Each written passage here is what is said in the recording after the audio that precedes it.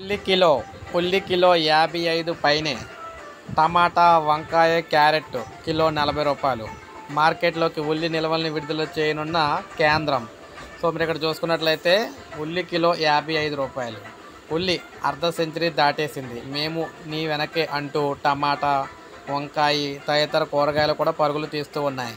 బహిరంగ మార్కెట్లోకి నిల్వల విడుదలకు కేంద్రం సన్నాహాలు చేస్తున్న నేపథ్యంలో ఉల్లి ధర 2 రోజుల్లో తగ్గుతుందని వ్యాపారస్తులు చెబుతూ ఉన్నారు.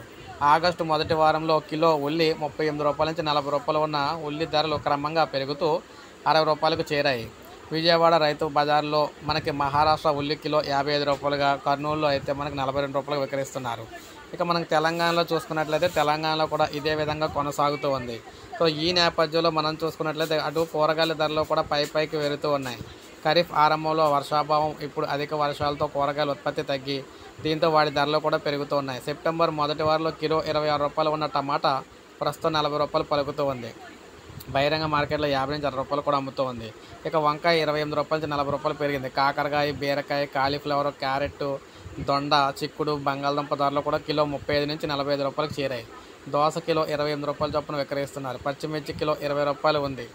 వెల్లుల్లి కిలో 330 రూపాయలు.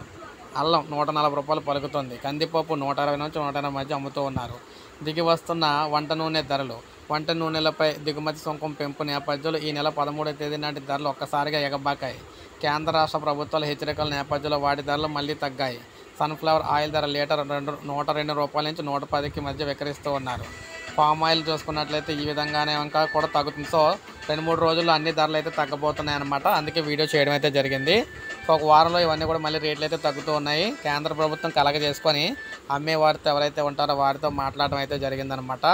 సో పెద్దగా హోల్సేల్గా సప్లై చేసే వారితోటి సో రేట్లు అయితే తగ్గబోతున్నాయి అన్నీ కూడా. ఒక లైక్ చేయండి, సబ్స్క్రైబ్ చేసుకోవద్దు, మన ఛానల్ సబ్స్క్రైబ్ చేసుకొని ఫాలో అవుతుంది.